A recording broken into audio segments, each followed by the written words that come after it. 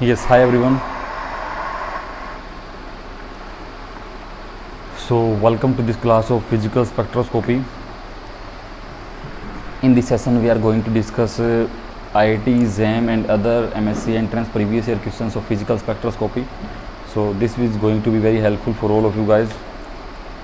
Okay, so let us start our session of physical spectroscopy part 2. इससे पहले हम part 1 को डिस्कस कर चुके हैं, तो आप जाइएगा पार्ट 1 को देखिएगा, इसमें पार्ट 1 आपको इसी प्लेलिस्ट के अंदर मिल जाएगा. So this is first question. Okay, so अभी क्वेश्चन डिस्कस करते हैं. तो ये हमारा क्या है, फर्स्ट क्वेश्चन है आपका, क्वेश्चन नंबर 1. तो what is the question number 1 saying which transitions are studied by UV spectrophotometer. कि यूवी स्पेक्ट्रोफोटोमीटर से आप कौन सी वाले ट्रांजिशंस को पढ़ते हो, ये क्वेश्चन है आपका. तो which transitions are studied by UV spectrophotometer. तो which transitions are these are the electronic transitions. So B is the correct answer. Electronic transitions. B is the correct answer. Electronic transitions we are studied by UV visible spectrophotometer. By rotational, this is in the microwave region. So rotational active or rotational inactive, these we have studied in the microwave region. Microwave region, because UV spectrometer means we can say that UV visual region. This is a UV visual region. And vibrational is in the IR region. Vibrational, yes, Devanis Pandey, welcome. Devans Pandey, welcome. So vibrational is in the IR region, and your nuclear, we can say that it is in the your NMR, nuclear magnetic resonance, we can say that to NMR. तो ये सभी हमारा यहाँ पर हो जाएगा. Clear है. तो फर्स्ट क्वेश्चन सभी को क्लियर हुआ. Having any doubt in the first question कि which transitions are studied by the UV visible spectrophotometer. These transitions are your electronic transitions. So your correct answer for this question is electronic. Answer is B. Okay, so B is the correct answer for this transition, for this spectrophotometer transitions, that is B, electronic. So let us move to the question number 2. Question number 2. So spectroscopic transitions leading to bending of bond angles in molecules will appear at the region of electromagnetic radiation. तो bending किसके अंदर हम पढ़ते हैं, मतलब bending हम कहाँ पर पढ़ते हैं, bending of bond angle, stretching, bending, ये सब हम कहाँ पर पढ़ते हैं बच्चों, IR रीजन के अंदर. ये हम सब कहाँ पढ़ते हैं, IR रीजन के अंदर. तो IR रीजन कहाँ पर आएगा आपका, स्पेक्ट्रोमैग्नेटिक रेडिएशंस के अंदर, इलेक्ट्रोमैग्नेटिक रेडिएशंस के अंदर आपका IR रीजन कहाँ है, इंफ्रारेड रीजन है. This is the question answer B. तो इसका आंसर क्या हो गया आपका, B आंसर इस क्वेश्चन का करेक्ट है. ओके, तो B is the right answer. So let us move to the next question, that is the question number 3. We will discuss the question number 3. So this is your question number 3. Oh, let us discuss this question number. This is the question number 1 and this is the DU previous year question. This is the Delhi University P.Y.Q. This is the DU P.Y.Q. questions. This is also Delhi University previous year questions. This is also DU question. This is also DU question. Okay, Delhi University question. So this is the question number 3. So what the question number 3 wants to say, that match the following. You have to match the following is 4 A B C D with the 1 2 3 4. Okay, so NMR spectroscopy. This NMR spectroscopy we are studying the Larmor precession in this NMR spectroscopy. This you I think all have read about that NMR spectroscopy. Secondly, I have taught in my classes that Raman spectroscopy is related to polarizability ellipsoid. Polarizability ellipsoid. Is this clear? Yeah, this is also clear. And the third is regarding your Morse-Bohr spectroscopy. So Morse-Bohr spectroscopy is related to your quadruple splitting. So this is your Morse-Bohr spectroscopy related to quadruple splitting. Okay, and the fourth is your photoelectron spectroscopy. This is related to your binding energy. So देखिएगा जी, जो red है line कहाँ मिल रही है, fourth से मिल रही है. सो A4 B3C1D2 कौन सा वाला आंसर करेक्ट दिख रहा है इसके अंदर, B आंसर. तो यहाँ पर आपका जो करेक्ट आंसर है इस ऑप्शन के, इस क्वेश्चन के लिए, वो आपका ये वाला आंसर है B. Okay, so B is the correct answer. B answer correct है आपका, B आंसर करेक्ट है. क्लियर है. तो DU का प्रीवियस क्वेश्चन है, ये आप सभी ने सोल्व किया. NMR spectroscopy is related to Larmor precession. Larmor precession is related to NMR spectroscopy. Polarizability ellipsoid is related to Raman spectroscopy. then your binding energy is related to photoelectron spectroscopy, your quadruple splitting is related to your photoelectron spectroscopy. So the quadruple is related to Mossbauer spectroscopy. So these all things you have to know, because ये कहीं ना कहीं किसी न किसी exam में directly पूछ लेते हैं. लाइक एक I am studying reading the exam like of HCU Hyderabad central university. वहाँ पर एक क्वेश्चन पूछा था कि Larmor precession is related to which of the following spectroscopy. This is the question ask in the HCU Hyderabad central university examination कि आपका Larmor precession किस spectroscopy से बिलोंग करता है. तो that is belongs to the NMR spectroscopy. तो ये आपको पता होना चाहिए. क्लियर है, कोई दिक्कत नहीं है इसके अंदर. And quadrupole splitting is belongs to which spectroscopy. This is related to Mossbauer spectroscope. Yes Pawar welcome, Prithviraj Pawar welcome.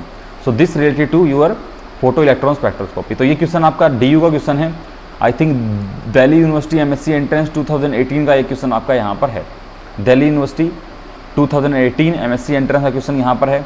इसके साथ ही ये हमारा क्वेश्चन नंबर 3 है. क्लियर है. अगर ये क्वेश्चन सभी को क्लियर है तो अगले क्वेश्चन पर मूव करते हैं. जल्दी जल्दी से कमेंट करके बताइएगा सभी जितने भी जॉइन स्टूडेंट्स हैं हमारे साथ कि is this question is clear to all of you. किसी को कोई डाउट नहीं है. आंसर B इसका करेक्ट है आपका. तो अगर नेक्स्ट टाइम ऐसा कोई क्वेश्चन आए तो आप जरूर करेक्ट करके आना अपने एग्जाम के अंदर. Okay, no any doubts in this question. Will move to the next question. Okay, so the question number 4 is the question number 4. This is the question number 4. So this is the question number 4 also from DU paper. This is the question number 4 also from DU paper, Delhi University paper. Okay, that is MSc entrance itself, DU MSc entrance. Okay, so the frequency of 3 into 10 की power 18 hertz fall in the region of. देखिए बहुत ज़्यादा high frequency है. तो high frequency किस range के अंदर होगी आपकी? एक्सरे रीजन के अंदर होगी. आपको रीजन्स याद करने पड़ेंगे कि 10 की पावर 12 टू 10 की पावर 14 हर्ट्ज का इसके अंदर होता है. 10 की पावर 14 टू 10 की पावर 16 कहाँ होता है? 10 की पावर 16 टू 10 की पावर 19 कहाँ होता है? तो 10 की पावर 16 टू 10 की पावर 19 कहाँ मिलता है आपको? एक्सरे रीजन के अंदर मिलता है. अप्रोक्सीमेटली आपको ये कहाँ मिलता है? एक्सरे रीजन के अंदर मिलता है. और ये किसके अंदर है? ये सभी आपकी हर्ट्ज के अंदर है. हर्ट्ज के अंदर. तो ये वेव नंबर के अंदर भी आ सकता है. मतलब हर्ट्ज का आपको वेव नंबर में कन्वर्ट करना पड़ेगा. तो आपसे ये वेव नंबर के अंदर भी दे सकता है, एनर्जी के अंदर भी दे सकता है, जूल के अंदर भी दे सकता है. तो आपको एक के अंदर याद करनी पड़ेंगी. Other you can convert in your examination hall. मतलब आप एग्जामिनेशन हॉल में अदर को कन्वर्ट कर सकते हो कि दूसरे में कैसे कैसे होगा. क्लियर है. So the frequency of 3 into 10 की पावर 18 कहाँ है? देखिएगा 16 टू 19 कहाँ, किस रेंज के अंदर है? 18 वाली रेंज के अंदर है. अब 18 यहाँ पर आपको कहाँ दिख रहा है? एक्सरे रीजन के अंदर दिख रहा है. क्लियर है. तो यहाँ पर आपका क्वेश्चन नंबर इसका आंसर क्या है? आपका C करेक्ट है. That is the x-ray region. So x-ray region इसका आंसर आपका करेक्ट है. तो ये क्वेश्चन भी आपका DU पेपर MSc 2019 या 18 का क्वेश्चन है ये आपका. तो आई थिंक आप सभी इस क्वेश्चन को आप इजीली कर लोगे, किसी को कोई दिक्कत आएगी नहीं. और जो भी स्टूडेंट है हमारे साथ लाइक थोड़ा आपको इन्फॉर्मेशन भी दे देते हैं. ये हमारे 4 क्वेश्चन हमने डिस्कस कर लिए हैं. और जो कोई भी स्टूडेंट फिजिकल स्पेक्ट्रोस्कोपी का कंप्लीट कोर्स पढ़ना चाहता है यहाँ पर अनअकैडमी पर ज्वाइन करके, तो कैप्सूल कोर्स ऑन स्पेक्ट्रोस्कोपी ये आपका बिल्कुल कंप्लीट कोर्स है. आप इस कोर्स को पढ़ सकते हो. यहाँ मैंने कम से कम भी अराउंड 20 आवर्स के आसपास मैंने फिजिकल स्पेक्ट्रोस्कोपी को डिस्कस किया है, जिससे आपको अपने किसी भी एग्जामिनेशन के लिए काफ़ी हेल्पफुल होगी अगर आपको फिजिकल स्पेक्ट्रोस्कोपी में कुछ इश्यूज़ आ रहा है तो. क्लियर है. तो इसके रिगार्डिंग ये है.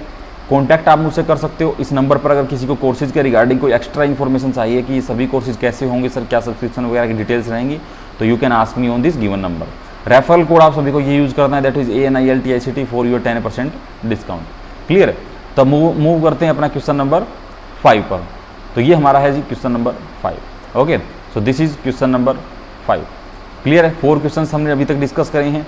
तो ये हमारा क्वेश्चन नंबर 5 है. क्या बोलता है क्वेश्चन नंबर 5 कि according to Lambert-Beard's law for a solution the transmittance is independent of which following factor. कि ट्रांसमिटेंस जो आपकी T से हम इसको डिनोट करते हैं, independent of which of the following factors, किस पर इंडिपेंडेंट करेगा आपका.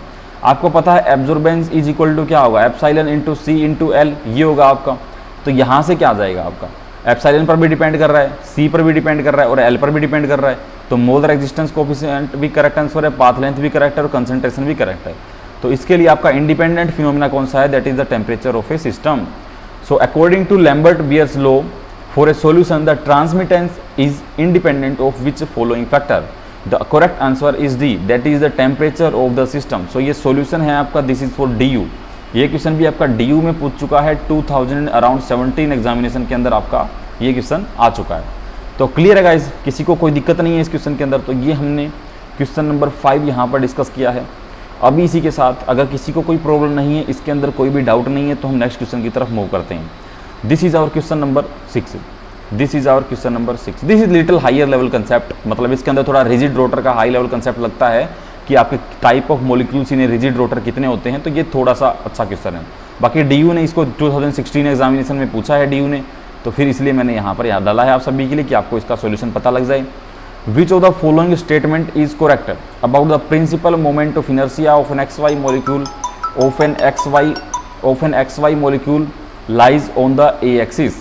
सो आपका यहाँ पर देखिए एक्स वाई मॉलिक्यूल कैसा होगा आपका, एक्स वाई मॉलिक्यूल कैसा होगा आपका, एक्स वाई मॉलिक्यूल होगा जी आपका लीनियर टाइप ऑफ मॉलिक्यूल।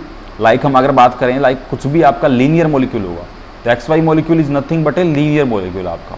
तो लीनियर मॉलिक्यूल के लिए जब हम मोमेंट ऑफ इनर्शिया निकालते हैं अपने सिस्टम के लिए, in case of rigid rotor, जब हम रिजिड रोटर मॉलिक्यूल्स का यूज़ करके rigid rotor for linear molecules apply करते हैं और we have calculate the moment of inertia, तब हमारे पास वैल्यूज आती हैं ये। आई ए 0 होता है, आई B equal to I C.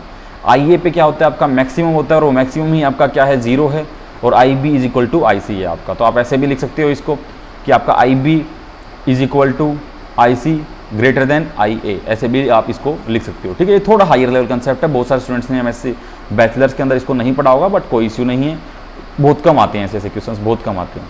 Clear है, is this question is clear to all of you. तो अब हम मूव करते हैं क्वेश्चन नंबर 7 पर। तो ये आपका कैसा है जी, ये क्वेश्चन नंबर 7 है आपका। क्वेश्चन नंबर 7 क्या बोल रहा है आपका कि विच of the following expressions is not correct, the symbols have their usual meaning. Symbols के वही मीनिंग है जो आप सभी समझते हो। तो आपका एब्जॉर्बेंस का फॉर्मूला क्या होता है, absorbance is equal to log of I nought by I. Absorbance is equal to log of I nought by I, आप सभी को पता यही फॉर्मूला है। तो ये हमारा क्या है, करेक्ट है, बहुत ही बढ़िया है। एब्जॉर्बेंस का हो गया, दैट इज बीएट लैम्बर्ट लॉ के अकॉर्डिंग आता है जो हमारा। सेकेंडली आपका किसका फॉर्मूला है, सेकेंडली आपका फॉर्मूला है दैट इज रिड्यूस्ड मास। तो रिड्यूस मास का आपको पता है कि क्या होता है, mu is equal to m1 m2 divide by m1 plus m2। ये किसका फॉर्मूला है आपका, रिड्यूस मास का फॉर्मूला है। ये भी आप सभी को क्लियर है, किसी को कोई दिक्कत नहीं है इस फॉर्मूले के अंदर भी। थर्ड देखिएगा, थर्ड फॉर्मूला क्या है आपका, nu is equal to 1/2 pi C root of K by mu. आपका क्या होता है, फोर्स कांस्टेंट का फॉर्मूला ये होता है with respect to wave number in case of IR spectroscopy, K by mu. But यहाँ पर क्या दे रखा है, म्यू बाई के दे रखा है बच्चों, म्यू बाई के। और यहाँ क्या पूछ रहा है आपसे कि कौन सा वाला स्टेटमेंट इनकरेक्ट है आपका, कौन सा वाला स्टेटमेंट इनकरेक्ट है। तो इनकरेक्ट आपका यहाँ पर कौन सा हो जाएगा, जल्दी जल्दी से मुझे कमेंट करके बताइए कि इनकरेक्ट कौन सा वाला दिखा आपको। अब सी आपका क्या हो गया, इनकरेक्ट हो गया। अब डी क्या है आपका, डी तो आपको पता ही है कि हार्मोनिक, सिंपल हार्मोनिक ऑसिलेटर के लिए जब एनर्जी निकालते हैं तब हमारी यही आती है। तो ये तो आपका डी के लिए आ जाएगा। क्लियर है। तो इस क्वेश्चन के लिए अगर मैं बताऊँ आपका कि ये क्वेश्चन आपका कैसा है, this is the question number 7। तो क्वेश्चन नंबर 7 के लिए आपका जो रॉन्ग स्टेटमेंट है, जो एक्सप्रेशन रॉन्ग है, दैट इज द सी। सी आपकी रॉन्ग एक्सप्रेशन है इस केस के लिए। क्या सभी को दिखी, जल्दी जल्दी से सभी कमेंट करके बताइएगा मुझे कि सभी को रॉन्ग एक्सप्रेशन दिखी। आप सभी लाइक कर दीजिए सेशन को, और जो स्टूडेंट बाद में अभी ज्वाइन किया है वो इस सेशन में कमेंट वो कर दीजिए, जल्दी जल्दी से कमेंट कर दीजिए। ये सभी को पता लगा कि इसके अंदर आपका स्टेटमेंट सी है जो इनकरेक्ट, मतलब that is the option number C, उसकी एक्सप्रेशन आपकी रॉन्ग है। चलो बहुत बढ़िया। अभी क्वेश्चन नंबर 7 हो गया। क्वेश्चन नंबर 8 को डिस्कस करते हैं। This is the question number 8। Question number 8 clear है। तो क्वेश्चन नंबर 8 क्या बोलता है आपका, question number 8 is if E nought is the 0 point energy of a harmonic oscillator of frequency nu and H is the Planck's constant, then its energy in the n is equal to 2 will be. अब आपको पता है कि simple harmonic oscillator के लिए आपका formula क्या होता है, n plus half of H new, n plus half of H new. ये फॉर्मूला है आपका सिंपल हार्मोनिक ऑसिलेटर के लिए। अगर यहीं पर हम क्या करेंगे, n की वैल्यू कितनी डालनी है, 2 डालनी है बच्चों, बहुत ही सिंपल है। n की वैल्यू 2 डालेंगे, प्लस क्या कर देंगे, हाफ कर देंगे एच न्यू के साथ। तो यहाँ क्या बन जाएगा आपका, this comes out to be 2 h nu plus 0.5 h nu, या फिर we can say that half h nu, and your half h nu is nothing but your 0 point energy that is called as E nought. So this comes out to be 2 h nu plus E naught. तो it comes out to be 2 h nu plus E naught. So आपका answer क्या हो जाएगा, D answer आपका इस system के लिए बिल्कुल करेक्ट आंसर है डी। So ये क्वेश्चन भी आपका कहाँ का है, DU 2016 एग्जामिनेशन का क्वेश्चन है। तो आप सभी को पता होना चाहिए, DU के सारे पेपर्स आपको सोल्व करवाएंगे यहाँ पर। तो अभी फिजिकल स्पेक्ट्रोस्कोपी के क्वेश्चंस आप सभी के लिए सोल्व करवा रहे हैं, और कमेंट करके ज़रूर बताइएगा कि ये सेशंस मतलब ये जो क्वेश्चंस करवा रहे हैं ये सभी आपके लिए हेल्पफुल हैं, सो दैट ऐसी ही सीरीज़ कंटिन्यू करेंगे हम। फिजिकल केमिस्ट्री के बिल्कुल सारे चैप्टर्स के सॉल्यूशन लेके आएंगे आपके सामने, HU के, BHU के और DU के। क्लियर? If you are if this are helpful for you, please let comment in the comment box section. So comment करिएगा कमेंट बॉक्स सेक्शन में, let me know in the comment box section. Okay, question number 9। So this is the question number 9। Question number 9 क्या बोलता है आपका कि the molecules which are IR inactive but Raman active is. अब देखिएगा जी, आपको क्या करना है, रमन अगर आपको पता नहीं है तो सबसे पहले चेक कर दीजिए IR इनएक्टिव कौन है। अब this is homonuclear diatomic molecule है, क्या है, IR इनएक्टिव है, बट ये क्या होगा, IR एक्टिव होगा, ये भी IR एक्टिव होगा और ये तो IR एक्टिव होगा ही होगा। क्लियर है? तो यहाँ पर आपका Raman active, IR inactive, this N2 is IR inactive. अगर IR इनएक्टिव है तो क्या हो जाएगा आपका, रमन एक्टिव हो जाएगा आपका, IR inactive and Raman active. Clear है? IR इनएक्टिव है तो रमन एक्टिव है। आंसर क्या है आपका इसका, फर्स्ट आंसर, बिल्कुल ही करेक्ट आंसर है इसका, फर्स्ट आंसर। ठीक है, ये हो गया आपका IR inactive, Raman active. Question number 10। अब क्वेश्चन नंबर 10 की तरफ मूव करते हैं। क्वेश्चन नंबर 10, ये क्वेश्चन आपका जैम का बहुत ही इंपॉर्टेंट क्वेश्चन है। जैम के अंदर ये क्वेश्चन पूछते हैं, ये क्वेश्चन आपका पूछा गया है जैम आई थिंक 2018 एग्जामिनेशन के अंदर आपका ये क्वेश्चन आया हुआ है। तो the magnetic field strength required to excite an isolated proton to its higher spin set. बहुत ही सिंपल है, इसका देखिए फॉर्मूला क्या लगता है, that is your nu is equal to gamma by 2 pi into B nought. ये आपका फॉर्मूला यहाँ पर लगता है। अब इसके अंदर न्यू आपको गिवन है, दैट इज 300 मेगा हर्ट्ज, तो इसको कन्वर्ट कर लेते हैं 3 × 10⁶ हर्ट्ज में, इज इक्वल टू गामा आपको गिवन है, मैग्नेटो गायरिक रेशो ही आपका क्या होता है, गामा होता है। तो this is 26.75 into 10⁷ divide by 26.75 into 10⁷ divide by 2 into 3.14 into यहाँ पर क्या आ जाएगा, बी नोट। ये बी नोट ही आपको कैलकुलेट करना है। ये बोल रहे हैं ना मैग्नेटिक फील्ड स्ट्रेंथ रिक्वायर्ड, यही आपको यहाँ पर कैलकुलेट करना है। तो ये सिंपली क्या करिएगा, 300 into 10⁶ into 2 into 3.14 divide by 26.75 into 10⁷ इस बी नोट से कैलकुलेट करिएगा, आपका आंसर आ जाएगा। अराउंड आपका आंसर आएगा 7 to 7.10 की रेंज के अंदर आपका आंसर मिलेगा, आपको 7 to 7.10 की रेंज के अंदर। सो यही आपका क्या रहेगा, करेक्ट आंसर है इसके लिए। The range is given as 7 to 7.10। Okay, so let us move to the next question. What the next question is saying, the question number 11। So this is the question number 11। At an operating frequency of 350 megahertz, the shift of resonance from tetramethylsilane, you know that there is a reference in NMR of a proton with chemical shift of 2 ppm is. So the chemical shift is given as, you know the formula is chemical shift. Chemical shift is equal to your difference between the peaks, मतलब the peak which you are calculating and the that is the tetramethylsilane we are discussing, that is 0, divided by your operating frequency.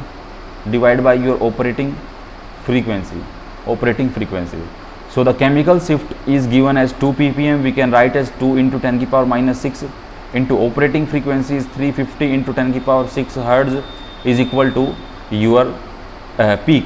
यहाँ पर आपके जो difference between the peak minus आपका यहाँ पर आ जाएगा। तो this comes out to be 10⁻⁶ is cancelled with 10⁻⁻6 and 350 into 2 is 700. So your correct answer for this question is 700. Correct answer is 700. So this is the question number 11 we have discussed right now, and question number 12. The question number 12 is magnetic field required for flipping of 1H nucleus in an NMR spectrometer operating at 400 megahertz is. So the same question is given in JAM 2015 and same is given in the JAM 2018. So it is expected that it comes out to be in JAM 2021. So be prepared for this question. Okay. So the formula is same, that is nu is equal to gamma by 2 pi into b naught,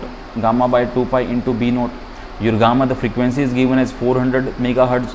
So 400 into 10⁶ into 2 into 3.14 is equal to, your gamma value is given as 2.67 into 10⁸. So this comes out to be divided by 2.67 into 10⁸, and you have to calculate b naught. So the value of V naught is by calculating V naught will able to get the value is equal to 9 to 10. The range between the magnetic field value is in the Tesla. You have to know that the value is given in Tesla. So the Tesla value is comes out to be 9 to 10. Okay, so the V naught is, that is the required magnetic field is 9 to 10 when we operating the frequency of 400 megahertz. When we applying the frequency of 400 megahertz, we have to require the magnetic field between 9 and 10. That is the one exact value it will came after your calculation. So please do it, calculate on your own. So the question number 13, this is the question number 13. So what is the question number 13 saying? The difference between the incident and the scattered frequencies in the Raman spectrum is called as. So the difference between the incident and scattered frequency in the Raman spectrum, you know that very well, that whenever your incident light goes to a virtual state in higher, that is from ground state to a virtual state, that means some excited state, it comes out to be low, at higher level. So this is the energy difference. This is the energy difference. This energy difference is called as a frequency shift. This energy difference is called as a frequency shift, or we can say that it is a Raman shift. We can say that it is a Raman shift. So this Raman shift is same, that is called as a Raman frequency. So this is called as a Raman frequency. So this is the question. This is the question of I think BHU previous year question. It is the, so do repeated this question, and this question also came in HU examination. So the correct answer for this question is Raman frequency. Raman frequency is the correct answer. So the question number 14. Question number 14. What I want to say.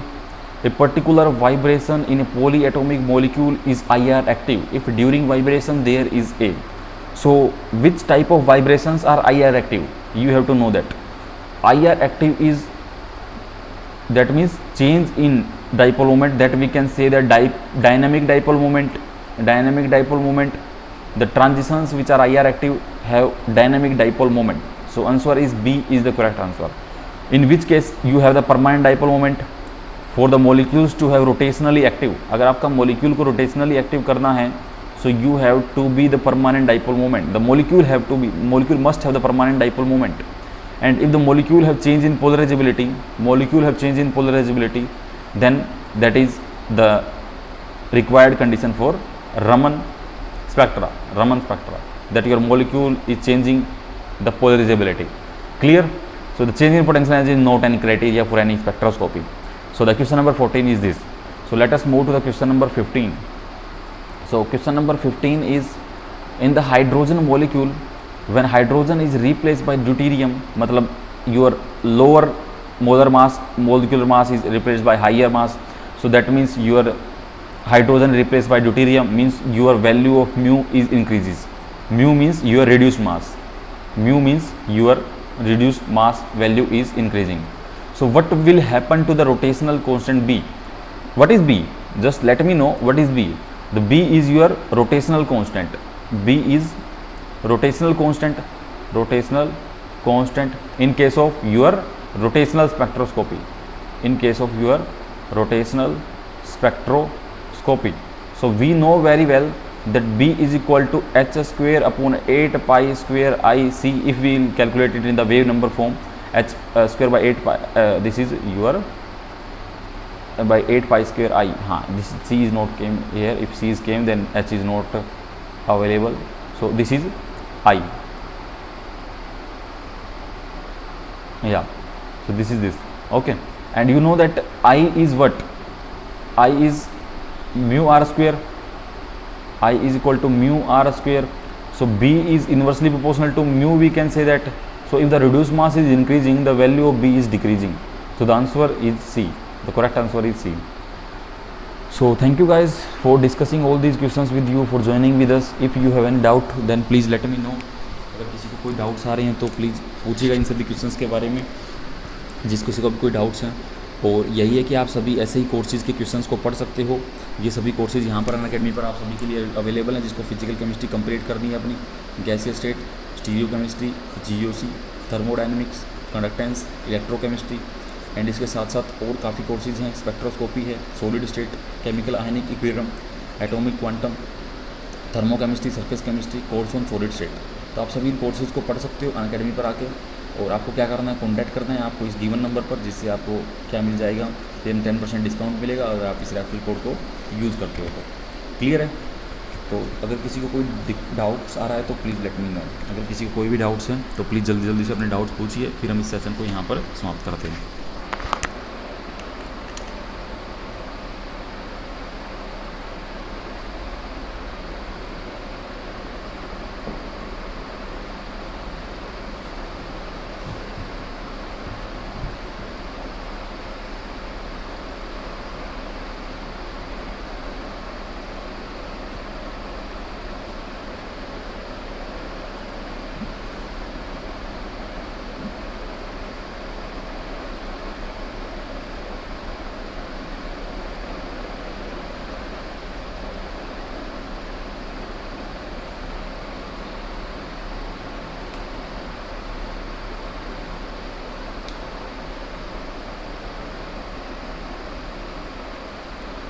चलो, bye to all of you guys.